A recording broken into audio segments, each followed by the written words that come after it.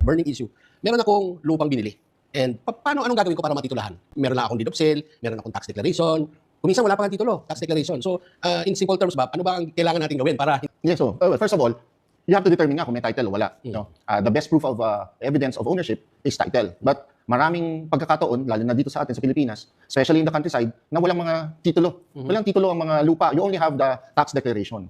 Yung tax declaration, ini-issue yan ng local government bilang patunay lang ng pagbabayad ng buwis. No? But hindi siya mabigat na patunay ng pag-aari. No? So, yung mahalaga, makapag-apply ng titulo. Isa sa mga requirements, syempre, yung tax deck. Para patunayan mo na ikaw ang nagkiklaim ng ownership over that. And as owner, may obligasyon ka magbayad ng buwis. Ano?